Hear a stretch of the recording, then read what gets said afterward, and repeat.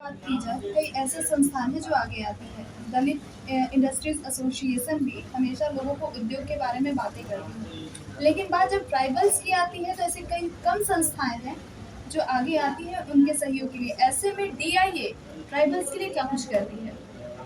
देखिए, दलित industries association जो है मूलतः शेड्यूल कास्ट और शेड्यूल ट्राइब के आर्थिक सशक्तिकरण करने के लिए ही कार्य कर रही है।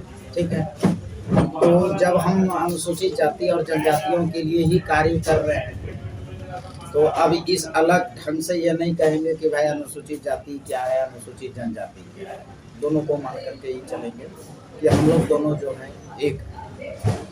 अब चलिए, प्रश्न चूंकि अनुसूचित जनजातियों से रिलेटेड है, तो अनुसूचित जाति क्या है कि वह सदैव जो है ये एक आम सामाजिक जीवन से अलग कट कर करके रहा है। वह जो है जंगलों में, पहाड़ों में वह जो है गुजर बसर करता है। तो वहाँ जो है दलित इंडस्ट्री एसोसिएशन के सामने दो चुनौतियाँ। पहला कि उनको जो है यह एक आम समाज जो है उसके साथ उसको जो है सामंजस्य स्थापित करवाना, उसको सोशलिज्म में लाना, और दूसरा है कि सोशलिज्म में लाने के लिए उसका आर्थिक स्थिति को सुदृढ़ करना। तब अचानक अगर हम चाहेंगे कि ट्राइबल को जो है जंगल से ले आए और यहाँ जो है हम कॉरपोरेट में, इंडस्ट्री में और बिजनेस में घुसा देंगे, तो वह नहीं।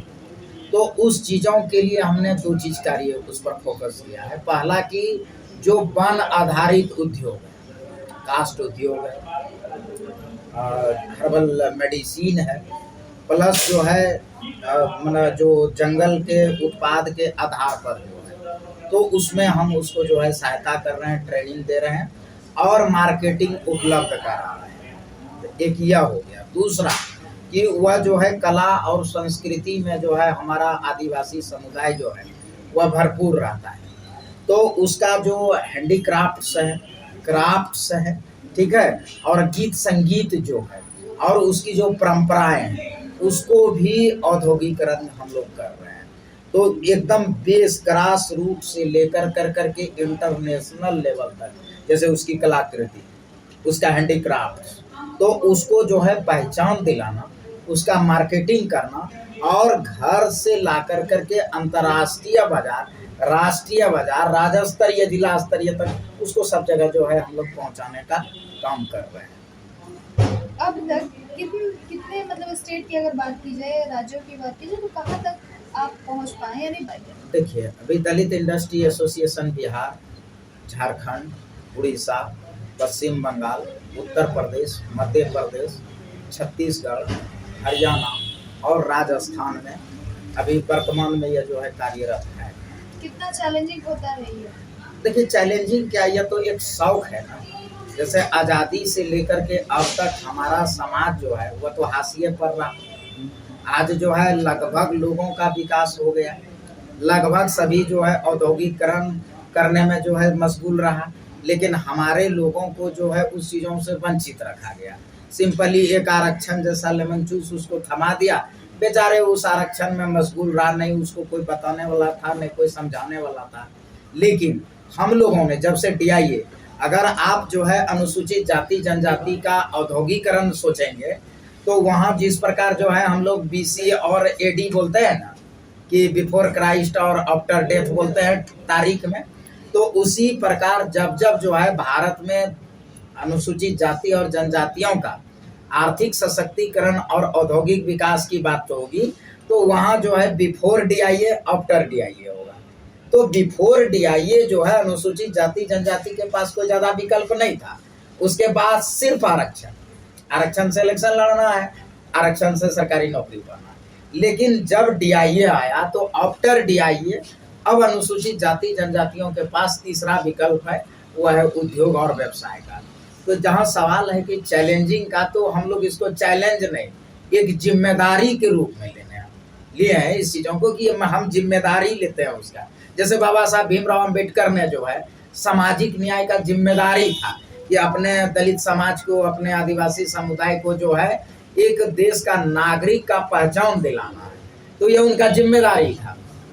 ठीक है, तो उसी प्रकार दलित इंडस्ट्रीज एसोसिएशन का यह जिम्मेदारी है कि अपने अनुसूचित जाति और जनजाति के लोगों को राष्ट्र निर्माण में भागीदार बनाना, टैक्सेशन भरने में और एम्प्लॉयमेंट जनरेशन करने में अनुसूचित जाति और जनजातियों को आगे लाना, ये जिम्मेदारी है, यह चुनौती नहीं है, जिम्मेदारी है।